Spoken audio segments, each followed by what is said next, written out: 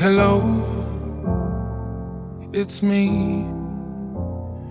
I was wondering if after all these years you'd like to meet. So Welcome everybody to another episode of CorbinCenter. Yes, I am keeping this because this makes me look cool, and I needed to mix it up a little bit, and I wanted to look hip, so we're rocking it a little bit. But we're also going to be talking about something else that's really hip, and that's good old Milwaukee. You know, as Alice Cooper said, it's the good land, and it was a good spot for good old Mondo Lucha to come back. And Corbin, join us here.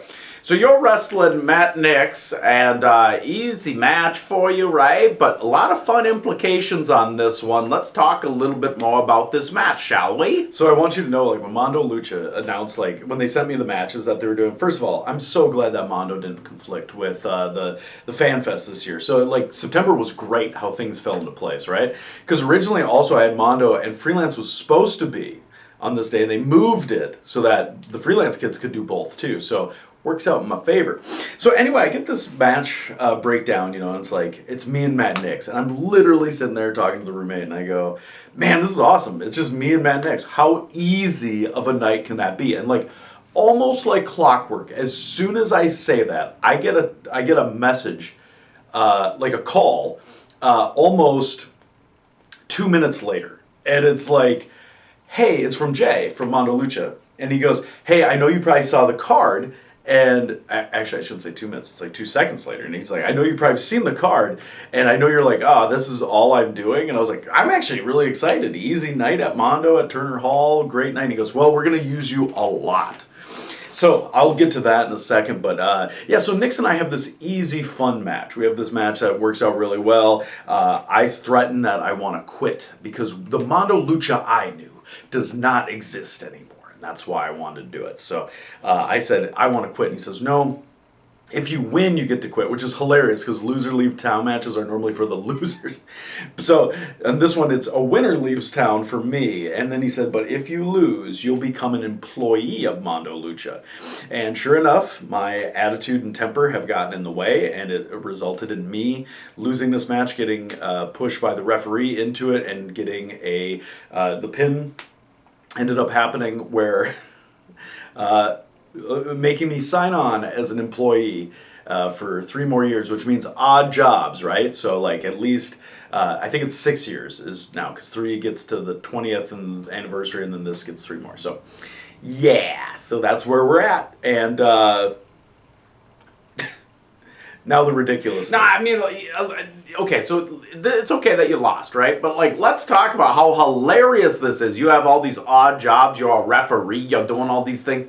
And then here you are, like, throughout the night. This is like a big focus on you with this angle. So, like, tell us how all these ideas came to be. I want to know. So, yeah, so the first bit of business is I end up reffing. The ref gets bumped in Sierra and Shaz's. So I come down, I grab the ref shirt, I put the ref shirt on, and I'm doing all the dumb shit, like slow counts, can't quite figure it out, doing cartwheels in the pin, the like scoot across the mat. And, you know, they have had enough of it. So they spear me.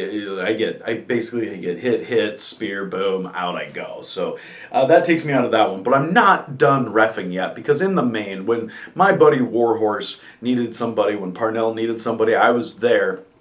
Jay tried to stop me. So, like, what's the worst you can do, right? You're going to add years on to how long I'm going to be under contract. So I pushed Jay. He took an amazing bump on the stage, which was insane. I thought he knocked his head. So, yeah, so we did that. I pushed him, and he goes down, and so I get out to the ring, and then as I'm getting ready to count the 3, 1, 2, and I could count to 3, but the music paralyzes me, because that's what happens in pro wrestling. And Xavier Mustafa comes out, and he clears house on us and uses my hand to count 3. And sure enough, when it's all said and done, after everything is all said and done, there's always a party at Mondo Lucha. Everybody's in the ring, and I was with a broom, having to clean up, because I'm an employee, so I got to help out. So as everyone's having fun and doing all their stuff, I'm sweeping up the ring and pushing everything. So you may have seen that clip come through on my Instagram, but that's what it was for. So yeah, so I'm cleaning up the ring, taking care of everything, and doing all those odd jobs, and I'm cleaning up pizza boxes in the back, and Yeah, so it was a fun night. It really was, and I appreciate it. And then the next day was beautiful out, and we got to take the boat out. So another perk.